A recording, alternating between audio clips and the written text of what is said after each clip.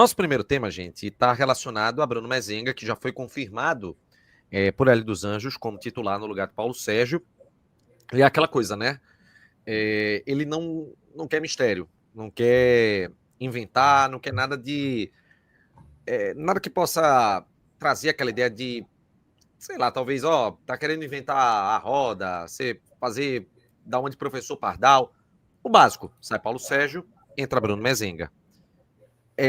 Chapo, o que é que tu achou? É isso aí mesmo? Poderia testar alguma outra coisa? A gente tinha falado isso no pré-jogo, né? Que o Náutico hoje já tem uma forma de jogar. Assim, demorou muito para encontrar, mas quando encontrou, assim, vem estabilizado agora. Faz um tempinho que o Náutico está estabilizado. Então, eu acho que é prudente não mudar muito. Eu acho a prudência. É lógico que é uma perda técnica grande, porque Bruno Mezenga não está numa temporada boa, né? E Paulo Sérgio, apesar de jogar pouco, o pouco que joga resolve. Então, é uma diferença grande técnica, mas eu acho que a L dos anos é prudente em manter o mesmo esquema, né? O mesmo formato de jogo ali. Aí vai depender do empurrador de bola, né? Se ele conseguir empurrar a bola para dentro, o Náutico não vai sentir falta de Paulo Sérgio, mas eu acho que o Náutico vai sentir falta de Paulo Sérgio independente do que aconteça. João? Essa suspensão aí foi muito ruim, assim. Obviamente, Paulo Sérgio vai fazer falta, só que até nas nossas análises e tal, Bruno Mezenga ia ser o substituto. O Hélio fala muito do cara, da pessoa, né? Fala muito do trabalhador, diz que ele pode fazer também ali as mesmas funções, então seria o padrão ele realmente entrar ali na vaga de Paulo Sérgio. Igor Bolt seria outro que poderia fazer, chegou há pouquíssimo tempo, deve estar se acostumando ali com o modelo de jogo ainda, não teria para que ter essa pressa toda, talvez assim, na visão do treinador. E aí tem o segundo tempo para ver se o rendimento de Mezenga foi bom o suficiente, e se não for, tem outras opções do banco, né? O importante é ter opção e não ficar dependente 100% do jogador. Atos. Veja só, a gente comentou sobre isso. Eu vou na linha dos meninos. Deixa eu tirar aqui a barra da minha frente. Aqui. Eita, foi mal. Peraí, aqui. Eu vou na linha dos meninos. Eu acho que não tem muito para onde correr. A gente abordou durante a semana o elemento do não mexer na hierarquia do grupo, sabe? No momento que o Náutico tá, isso é algo válido. O Náutico vem de 2 vitórias, o Náutico tá bem dentro do G8, tem uma vantagem ali pelo mundo colocado, 4 pontos. Um jogo em casa. Mezenga, quando o Paulo Sérgio não joga, é ele que vem jogando. Eu acho que pede uma permanência nisso, porque João destrinchou a possibilidade de você utilizar o Igor Bolt. Confesso que eu gostaria de ver, porque pode dar uma dinâmica diferente e tal, apesar de ter uma certa interrogação aí de como ele ia se comportar na posição, né? Porque ele não atua na carreira nessa posição. Mas eu acho que a permanência dessa hierarquia do elenco, no contexto que o Náutico está agora, faz parte. Você não precisa abusar de não ir por esse caminho. Se o Náutico tivesse com derrotas, estivesse precisando desesperada da vitória, aí eu não estaria nem comentando isso aqui. Esqueça a porra de hierarquia. O que vale os 3 pontos, bota quem tiver melhor e quem tiver condição de atuar melhor. Mas, nesse contexto, eu permaneceria. Na verdade, eu não vou nem dizer que eu permaneceria. Eu entendo o ponto de Hélio dos Anjos, não tenho nenhuma crítica a se fazer. Se não der certo, tem todo o segundo tempo. Acho que desde que o futebol, eu sempre cito isso, desde que o futebol aderiu às 5 substituições ali na pandemia, né, e ficou até hoje, o futebol mudou muito, assim, principalmente em contexto de segundo tempo. É muito jogador para entrar. Você pode mudar completamente a forma de jogar com essas substituições, porque, pô, é óbvio que Igor Bolt e Bruno Mezenga não são nada parecidos.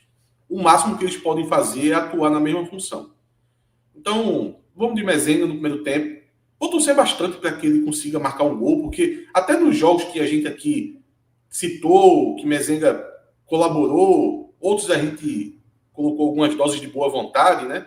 Para tentar recuperar o jogador, mas ainda faltou fazer de fato os gols, né? Assim, colocar a bola para dentro, acho que lá ele é importante.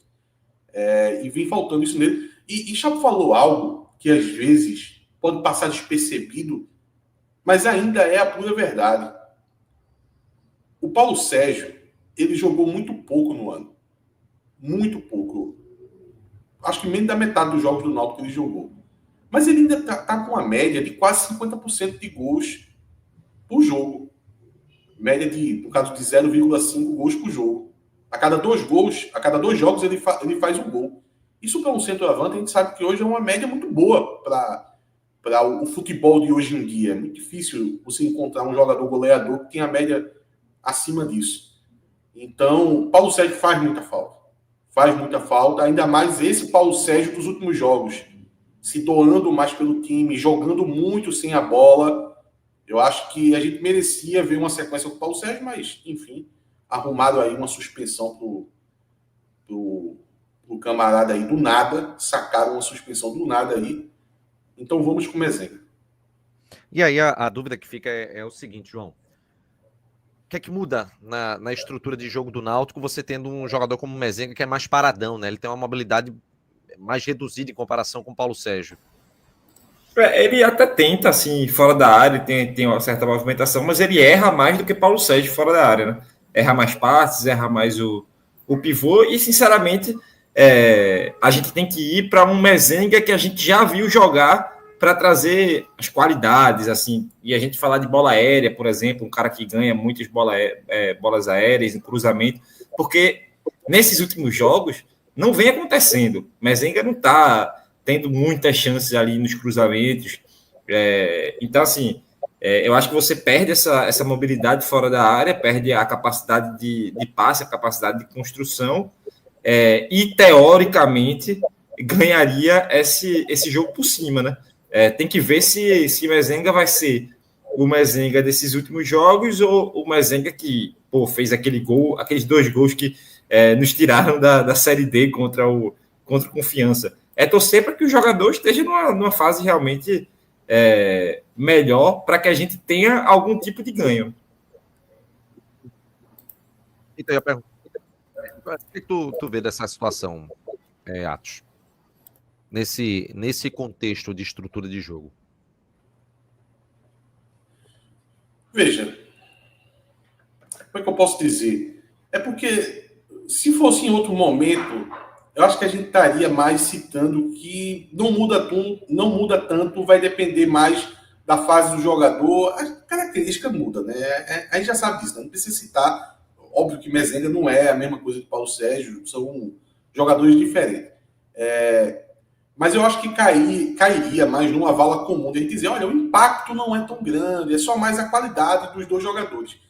Mas o que a gente viu nos últimos jogos, assim, com muita intensidade dos jogadores de frente, eu acho que dá um impactozinho, sabe? Dá um impactozinho, mas abre outras alternativas.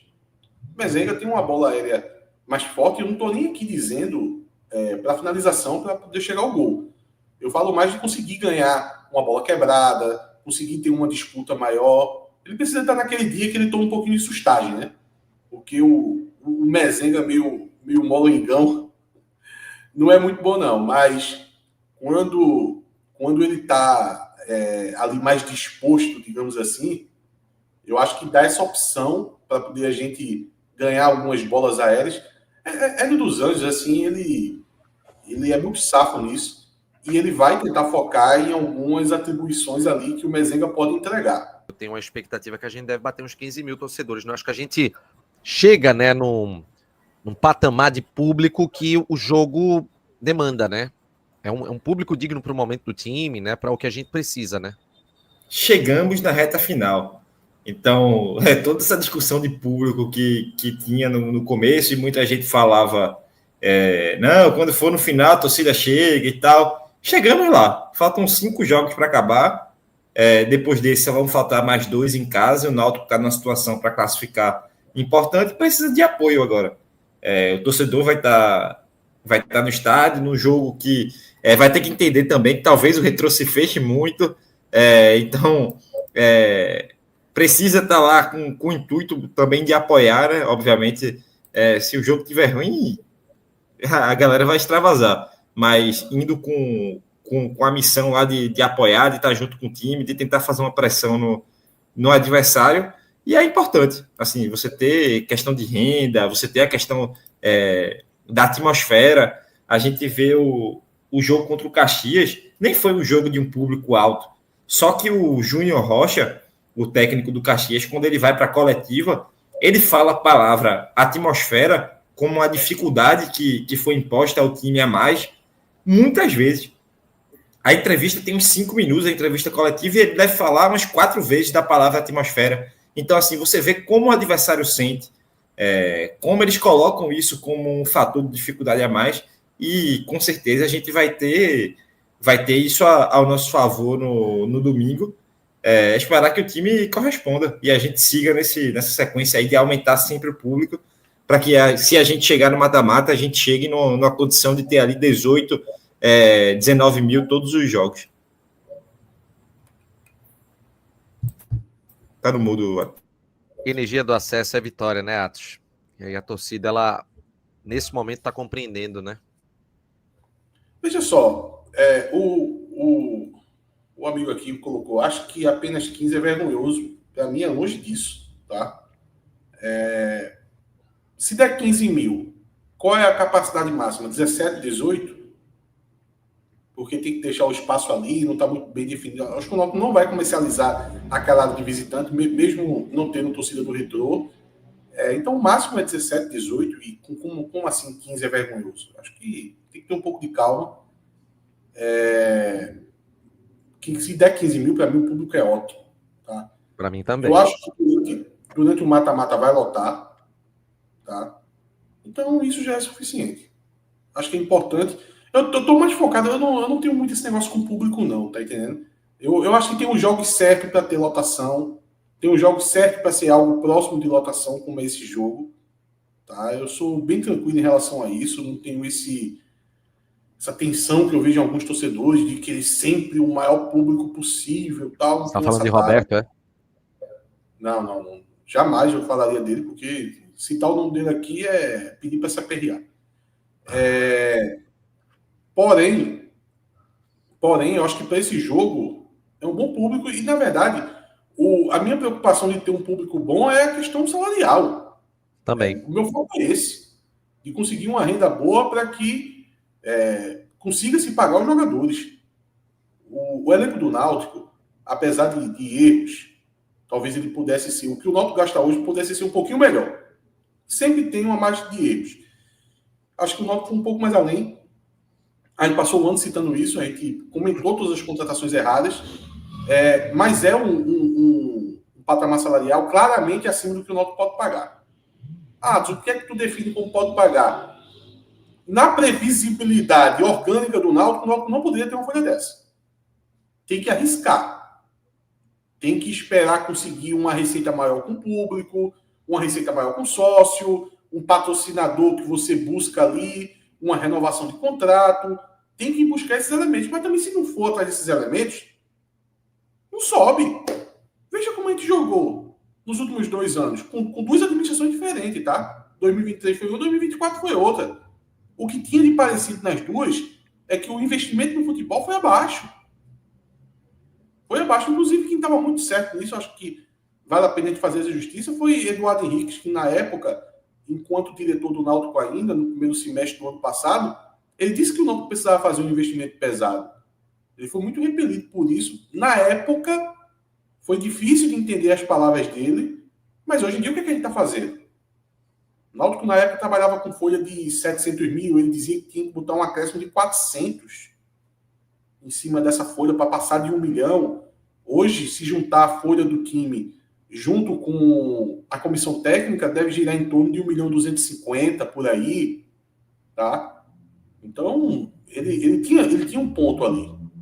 O Náutico precisava ser um pouco mais incisivo. Mas o clube precisou passar 1 ano a mais na Série C para entender isso. E hoje já está claro que entendeu. O investimento aconteceu. O risco a gente está correndo. Tanto é que já virou a pauta, como eu disse, e toda semana a gente fala aqui sobre a captação de dinheiro para conseguir pagar as suas obrigações. É aquela. Para conseguir o acesso, você tem que correr algum risco. O Náutico está correndo esse risco e eu espero que seja bem sucedido. Não só na parte de subir, como também de conseguir cumprir as suas obrigações. Até porque não é só... A questão de pagar salário, gente, não é só para poder o time não parar de correr, parar de render, ou trazer essa dúvida, né? Porque se está atrasado e o time perde, ninguém vai dizer que foi o campo. O adversário foi melhor no dia, as coisas não deu certo, o futebol tem disso. Todo mundo vai querer colocar a culpa no salário atrasado. Mas a importância de você conseguir cumprir as obrigações não é só por isso, não. É para que quando acaba a competição, a gente consiga, pela uma análise técnica, fazer as renovações.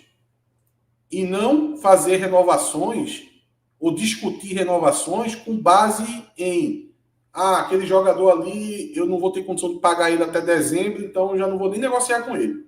Como aconteceu com o Ribamar.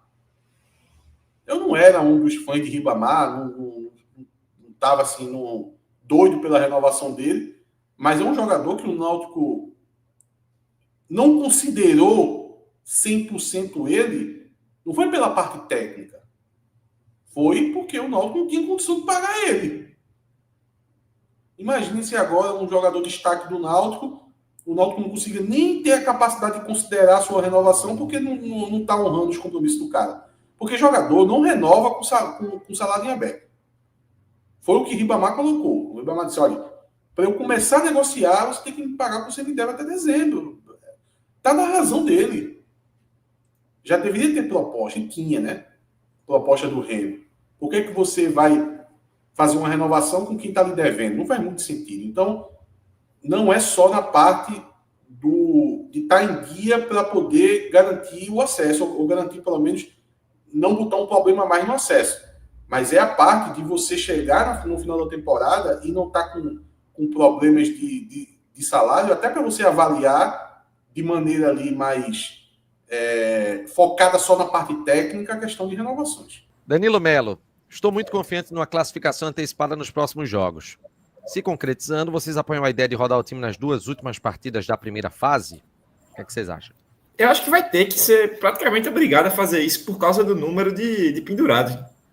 Acho que o Náutico teria que fazer a gestão aí para já ir levando os cartões para chegar no último jogo sem ter nenhum risco de alguém ficar de fora por causa do primeiro jogo do mata-mata não, do quadrangular, por causa de suspensão. Acho que naturalmente isso vai acontecendo.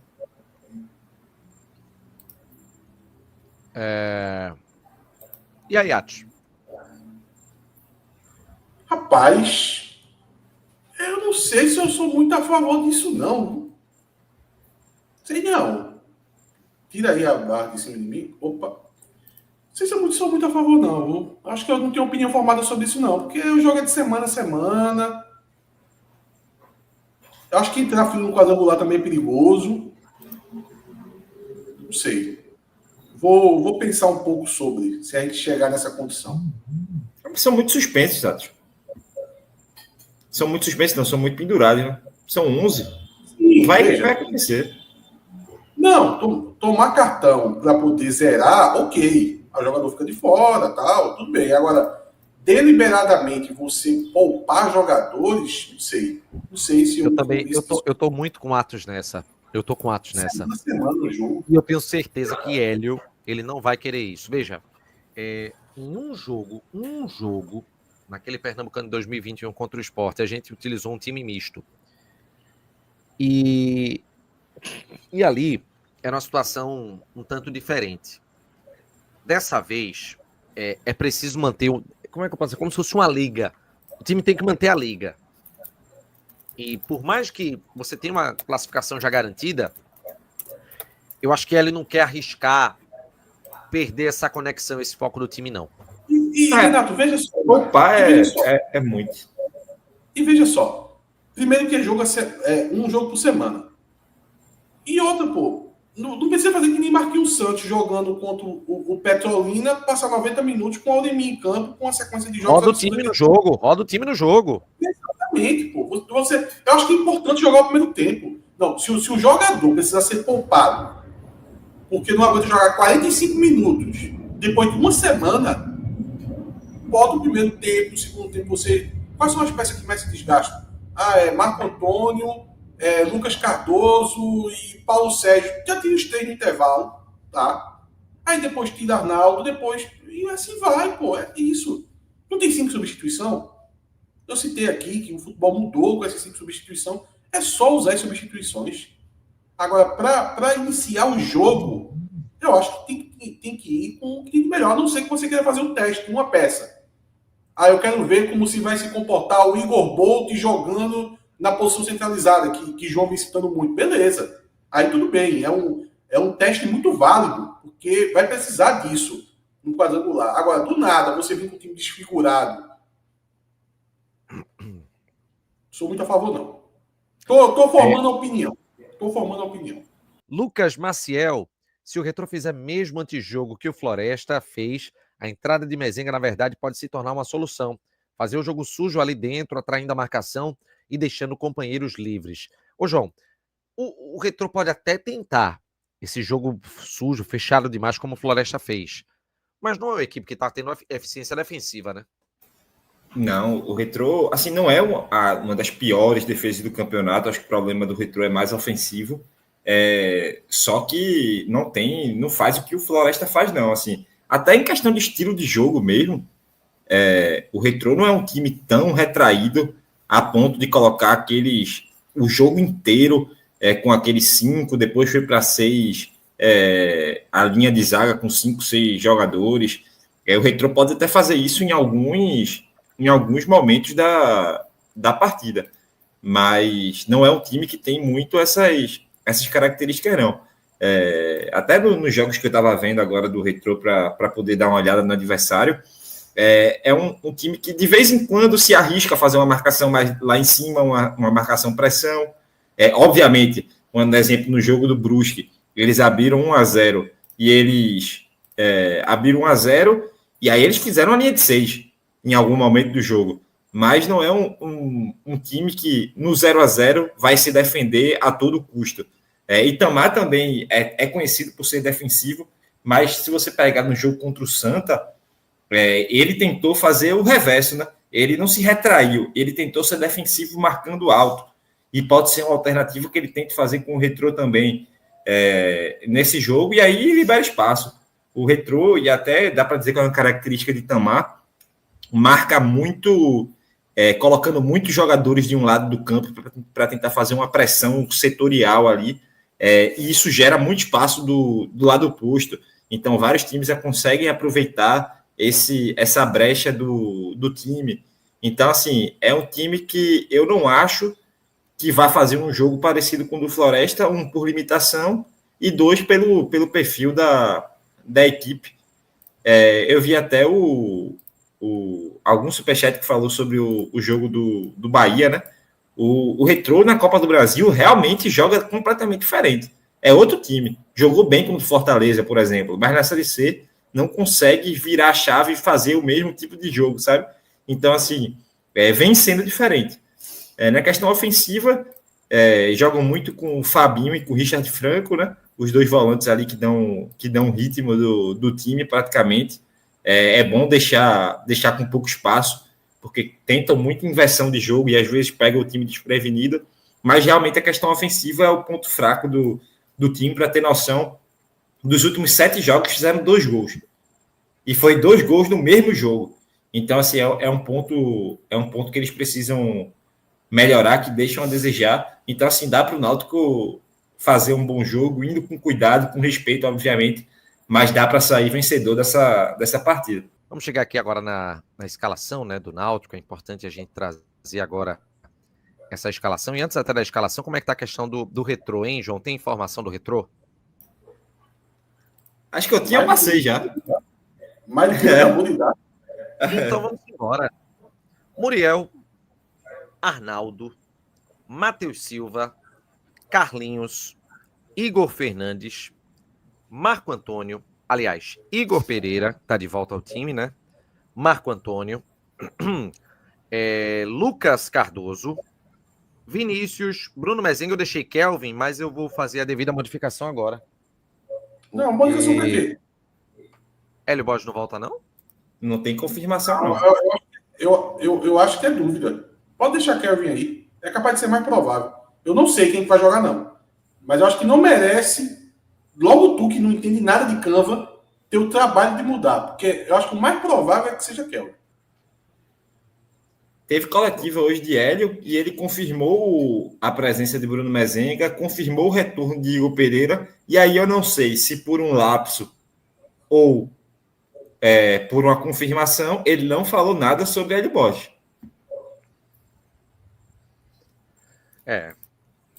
Bem, deixa no campo da dúvida, então, Kelvin ou Hélio Borges, para saber quem vai ser, mas esse é a estrutura, né, do time que joga neste domingo contra a equipe do Retrô. Vamos para os palpites? A turma sonha em receber uma proposta pro Hélio Borges, né? Fazer um dinheirinho com o Hélio Borges, até para ajudar a pagar os salários aí e tal. Mas eu acho muito difícil que alguém ofereça dinheiro. Meu palpite tá aí, viu? Hélio Borges é tipo aquele cachorro adulto na pet shop, tá ligado? Todo mundo sabe que ele não vai para lugar nenhum. João? Não, assim, eu acho que nesse jogo eu venho preferindo Hélio Borges como titular. Assim, muito por Kelvin. Mas pelas partidas que Kelvin faz, assim, eu acho que nesse jogo contra o Guarani ele sofre a falta que gera o gol, mas mesmo assim não tem uma grande jogada de Kelvin. Então eu prefiro que Hélio Borges jogue. Mas também talvez seja algo que tenham pego do adversário, do Retrô, que Kelvin possa fazer mais sentido. Não sei. Eu iria com ele. Eu voltaria para a formação do jogo do Caxias. Eu também.